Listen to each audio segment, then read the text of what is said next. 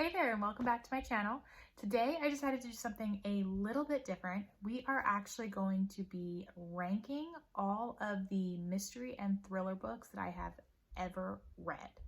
I thought this would be a lot of fun because as someone who reads a ton of mystery and thriller, sometimes it seems like that's all I read, I really was interested to see which ones have stood out to me over the years and which ones I completely forgot about reading. And I'm always kind of looking for new recommendations. So I figured as someone who reads a lot of mystery and thrillers, I love watching when people do this, and I figured you would too. And I'm always looking for some recommendations for those kinds of books, and sometimes those just aren't out there. So hopefully this helps you kind of find your next great mystery and thriller. All right, so we're just going to dive right in, and make sure you stick around till the end because I'll be talking about the mystery and thriller books that I recommend to literally everyone, and then also some of the ones that are on my radar, some new releases. So if you're looking for any new mystery or thriller books and you've read a lot of the ones that I've already read, we've got some new ones at the end too. All right, so the categories that I made for my mystery slash thrillers are number one, absolute page turner, number two, good not great, number three, cute read, minimal thrill. Number four, too many plot holes or just plain boring. And then the last one, I have no memory of this. So I only pick books that I've read in the last 2 years or so. So ideally, I should remember something about them to be able to put them on this list. Anything past 2 years ago, I would not remember. So it wouldn't be an accurate representation of the book. All right, let's get started. I put these in order from basically the most recent one I've read all the way down to the last ones that I've read in the past 2 years. So the first one is Vera Wong's Unsolicited Advice for Murders. I think I'm going to put this in cute read, minimal thrill. Honestly, I really liked it and it was really, really cute. If you're looking for a good cozy mystery, this is a perfect one, but it wasn't really a page turner and I figured out who the murderer was within the first 30 pages or so. So cute read, minimal thrill. All right, next we have Murder in the Family. I'm struggling with this one because I liked it for most of the book and then the end fell apart. So is it too many plot holes or good not great? I'm just going to go with too many plot holes because honestly, nothing irks me more than when you get to the end of a book and they brought up things and then didn't solve them. So we're just going to go with too many plot holes. Hurricane Blonde, same thing. That was a bust. It wasn't even that there was plot holes. It's just the ending didn't make sense for the character. You felt like if the character was so obsessed with this whole situation, then they wouldn't have just brushed it off at the end. So too many plot holes or it just no. Just no. All right, next is Verity by Colleen Hoover. I'm going to put this in good, not great. I know everyone has different feelings about Colleen Hoover. I've read a few of her books. This one I liked, and I liked this one because I felt like the ending left you kind of wondering what happened. There was almost two paths that it could have taken, and you weren't really sure at the end which one it was, which I think was a good play. But I went through this one pretty fast, so definitely good, not great for Verity. All right, next we have Wrong Place, Wrong Time. This one's either good, not great, or absolute page turner. I'm struggling because I felt like it was an absolute page turner. Well, I listened to the audio, and I felt like it was an absolute page turner after the first 100 pages or so, and maybe like 50 or 75. So do I want to put it there? I'm gonna put it in absolute page turner. I feel like if you can get through the first 50 to 75 pages, you're golden there. So some people that's too many pages, but for me, I think that's okay. All right. Night Will Find You. I put this in good, not great. I enjoyed this one. It wasn't like a crazy page turner. I would recommend it if you like reading thrillers or mystery books. But not I wasn't obsessed with it. So good, not great. Everyone in My Family Has Killed Someone. I'm going to put that in absolute page turner. It's a different type of page turner. It's not a thrillery type page turner where you're scared, but it's a real whodunit, if I must say. And so you're really trying to figure out the entire time who murdered. the person. And then by the end, I did not see the end coming. I thought this was great. So definitely an absolute page turner. If you're into like whodunit mysteries, you have to read that one. All right, Layla by Colleen Hoover. I don't even know if this would be considered a thriller, honestly. I mean, kind of. There's like a ghost involved. Mm, I'm struggling. It was not a cute read. There was some thrill. It's definitely not down here. We're gonna go with good, not great. I did enjoy Layla. I thought it was very fast. I think it's one of her shorter ones. I honestly don't even think it's 250 pages. I'll have to check on that, but it was a good one. So I would say, like, if you like thrillers, then Verity and Layla, those are pretty decent ones to have. All right, The Housemaid's Secret. I'm gonna put it in cute read. It wasn't necessarily that it was cute, but I didn't find as much thrill in it. The first one, The Housemaid, I thought that was an absolute page turner. I finished it in 3 hours. A lot of people saw the ending coming. I literally don't know how. I did not see the ending coming for that when I finished it so quickly. And then when it got to Housemaid's Secret, it wasn't as good. It was still good. And I don't even know if cute read is the right term. But it wasn't as thrilling, I felt, as The Housemaid. I felt like that was one that could have been a standalone and we didn't need a second. And then there were none. That's just a classic. Literal classic. This is probably the second or third time I've read this book. I read it this past year and I read it before years and years ago. And I couldn't remember I didn't remember what had happened, the ending. And I feel like that kind of speaks to the book a little bit because there are so many possibilities. You don't know which possibility is going to be the possibility. Um, so it was it was awesome. Love this book. Definitely recommend if you're into mysteries or thrillers at all. All right, then we have Finley Donovan Jumps the Gun. I'm putting this one in too many plot holes are just boring. This is the third one, and I'll go through the other two. This third one was a letdown for me. I felt like it just wasn't as good as the other two, and there were kind of some plot. It wasn't even that there were too many plot holes. It just didn't really make sense. Like it just no. It just no. Those are the words I have. Just no. Um Blast from the Past. This is the Riley Thorne series. This is the third one. So let's just do all of them. This one, I remember really liking the second one and then the first one. Okay. So The Dead Guy Next Door is the first one in the Riley Thorne series. These are by Lucy Score, the one who wrote the Knock 'em Out series, the author who wrote the Knock 'em Out series. So the first one is The Dead Guy Next Door. The second one is Corpse in the Closet. And the third one is Blast from the Past. Dead Guy Next Door, thought it was super cute. It's not really a thriller. It's definitely more of a mystery. It's a little calmer. But I thought the Dead Guy Next Door was very, very cute. I loved reading that one. Corpse in the Closet, I love that one. I gave that one 5 stars. It was really good. And then back to the third one, Blast from the Past, another cute read. So again, if you like mysteries, if you're someone who really likes mysteries and romance, I would recommend this series because it's Lucy Score. So if you've read the Knock 'em Out series and you liked that, but you're also a mystery reader, pick this one up because it's very cute and it has Lucy Score's like typical romance in it. So highly recommend. The Violin Conspiracy.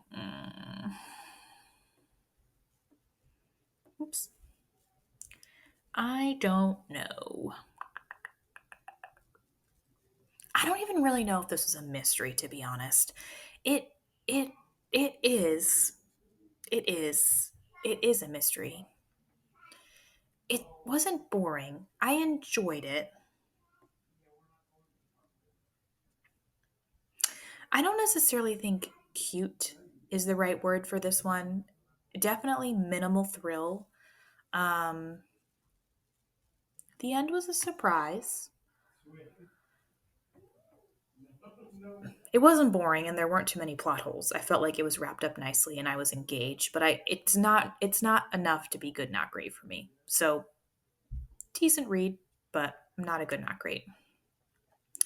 All right, The Botanist's Guide to Plants and Poisons. I'm going to go with good read or cute read, minimal thrill. I liked this book for most of it, and then I say minimal thrill, and then at the end, all of a sudden, it just like came out of nowhere what was happening. And I think that was kind of purposeful on the author's part, but it kind of threw me off guard a little bit. So we'll keep this one with cute read, minimal thrill. All right, then we have Finley Donovan Knocks 'Em Dead. This is the second book in the Finley Donovan series. I think I think I gave this one 5 stars initially, to be honest with you. And now looking back, I don't think I would. I think I'm going to keep her in cute read, minimal thrill because it was a cute read with minimal thrill. Yeah, I'm not quite sure that I would give it 5 stars if I had to rank it today. I vaguely remember what happened, and I remember it moving pretty quickly, but I also remember being kind of let down with some of the parts. So we'll leave it as cute read and minimal thrill. Dr. Jekyll and Mr. Hyde. I don't know why the cover looks like this. It's so dramatic. This is a classic. Good, not great. If you've ever read it, you know, it's just a classic short, one of like the classic mystery thrillers of all time. So I wouldn't consider it an absolute page turner, but definitely good, not great. Funny story, I read this for one of my book clubs, and this is a book that apparently everyone has read. I had not. So when we were reading it for book club, everyone already knew the ending and I did not. And you watching this right now may know the ending. I did not. So if you didn't, then, or if you've never read it, I definitely think it's worth it if you're someone that's into mystery and thriller books. Again, it's very short, and it's a classic, so recommend it. Killers of a Certain Age. I loved this one. This one was like if the Golden Girls became assassins. That's how I explain it to people.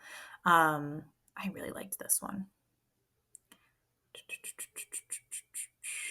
I'm going to put it in good, not great. I don't remember it being very, very, very thrilling. I remember it being good. I did really enjoy it. So we'll put it in good, not great for sure. Finley Donovan is killing it. We're going to put it in good, not great. I feel like with the Finley Donovan series, it started off strong and then it just kind of went down from there. So we'll put it in good, not great. All right. Girls Like Us. Y'all, I have no memory of this. Like literally no memory of this. I even reread the synopsis and I think I gave this book like 3.5, 4 stars. And I cannot for the life of me remember a single thing that happened in this book. I read the summary and I was just like, oh, I read the summary and thought that that sounded like a pretty decent book. Could not tell you one thing that happened. Not one character name, nothing. So take that as you will, I guess. It sounds like it'd be a great book, but I literally don't remember reading it. So there's that. Let's see. The Heist, Janet Ivanovic. All right, Janet Ivanovic. Here's the thing with this. The heist was good. The heist was good. We're gonna put it in cute read, minimal thrill. I don't remember exactly what happened in this one. Oh yes, okay. So this is a first book in her series. There's like 2 main characters, a girl and a guy in her series. I can't even remember their names. And I really enjoyed this one. I also read books 2 through 6, but I felt like I could say what I need to say about them without ranking all of them because after this one, I don't remember anything else. After this one, 2 through 4, I think I'd put in the same spot, like either cute read, minimal thrill, or good, not great. Honestly, I'd put this one in good, not great. I like this one a lot. So we'll put it in good, not great. The rest would probably be cute read, minimal thrill. Then for book 6, she got another author to help her, I think, or like someone took over the series, and it was awful. Like it was terrible. I think there are more books after book 6. I read book 6 and I forced myself to finish the 6th book, and then I stopped reading her altogether because I could not go on. So if you're looking for a mystery type thrillery series with a bit of romance, this is a decent one. But just know like after book 5 or 6, I wouldn't bother. Maybe I've seen more out there, like book 7. I think there's a 7 and an 8th one now. I've seen them, and maybe they figured it out, but I'm all set. All right, next we have The Recovery Agent. Same author, different series. I think this is the first book. I think the girl's name was like Gabriella or something like that, the main character in this book. This one I enjoyed. We're going to put this in Good Not Great. I really enjoyed this one, and I don't know if there are more. There might be, but I think I think I was just so scarred from what happened with this series that I just literally could not go on. So, Recovery Agent was good. Local Woman Missing. Ooh, I liked this one. Absolute Page Turner or Good Not Great.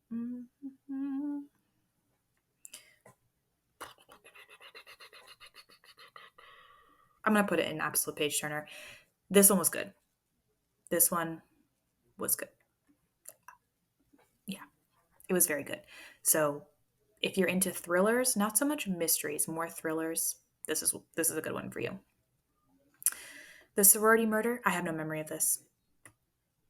None. I remember reading it, and I remember it being about a podcast about sorority murders, and that's the only thing I remember. I don't remember if I liked it. I think I gave it 5 stars, y'all. I'm pretty sure I gave it 5 stars.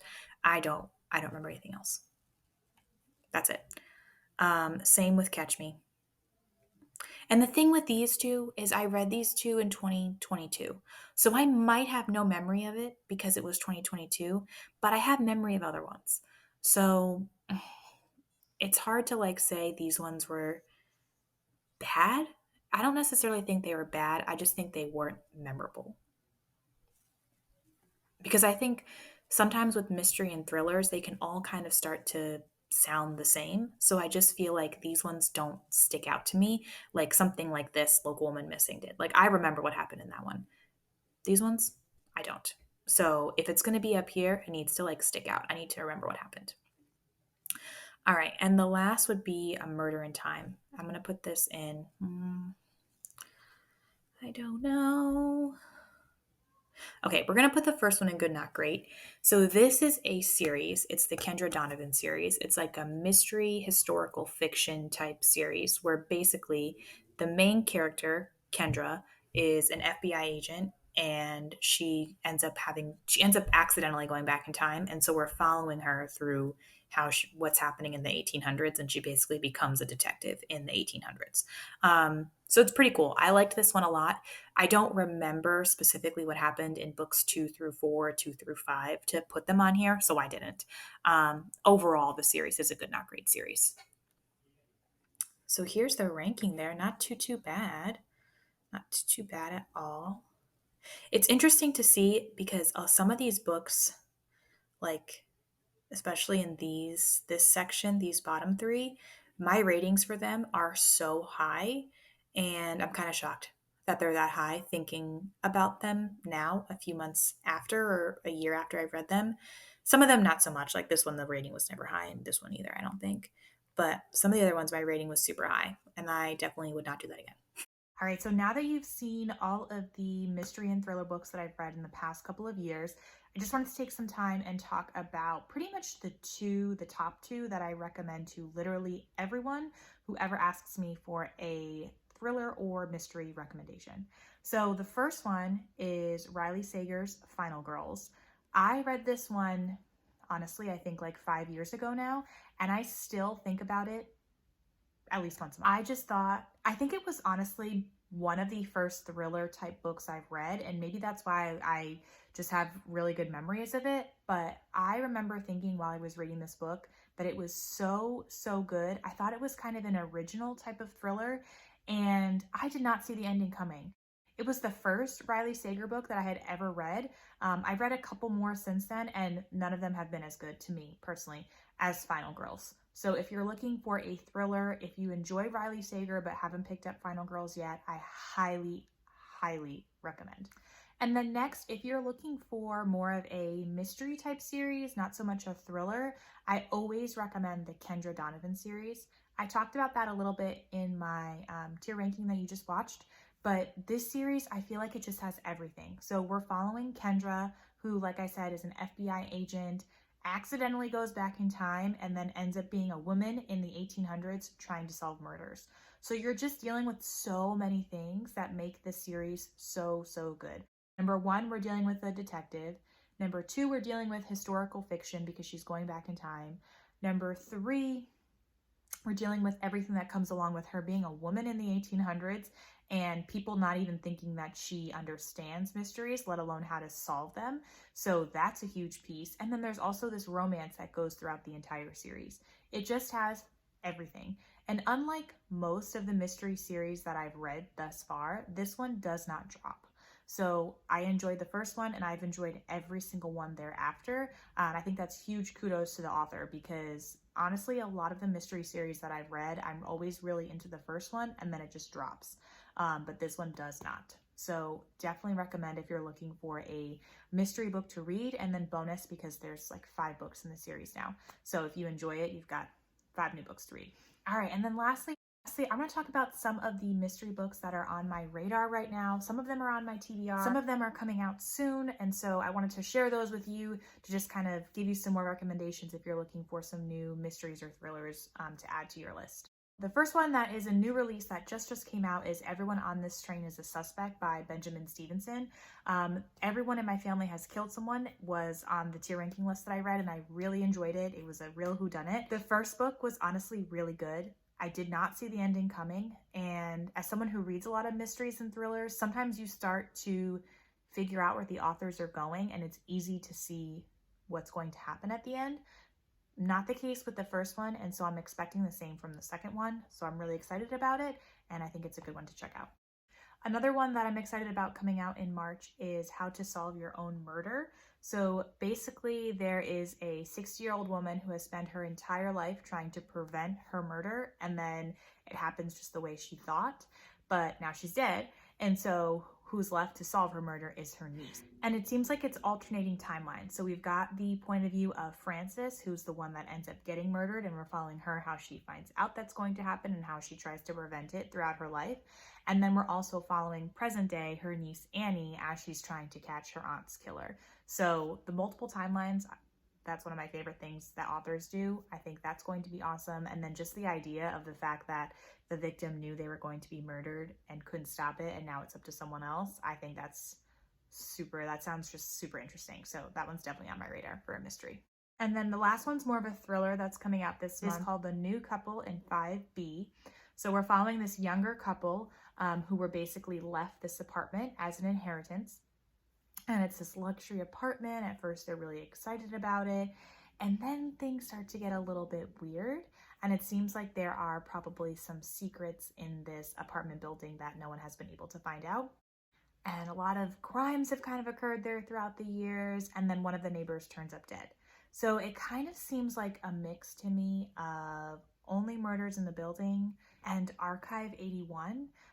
So it just seems like it's going to be a mix of both of those shows, and I really enjoyed both of those shows. One of them was a lot creepier than the other, but I think this one's going to kind of meet in the middle. So this one sounds really good, and I've added it to my list already. So there you have it. We have ranked all of the mysteries and thrillers I've read in the past couple of years. We've talked about my top favorites, and then we've talked about some new ones that I'm really excited to see. So hopefully now you've got some great mystery and thrillers to add to your TBR list. If you are into reading mystery and thriller books, make sure you stick around because I do read a lot of those, and I actually plan on reading quite a few more in the future. So you'll be seeing that in my wrap-ups and my TBR videos and things like that. In the meantime, you can always check out my Goodreads. I always link it down below. That's the best way to see what I'm reading, what I've read, and what I'm hoping to read. And on top of that, I'll also link my top reads of last year and my wrap-ups playlist. So if you need more recommendations now, that's where to find it. All right, y'all. I hope you found your next great read. I'll see you next time. Cheers.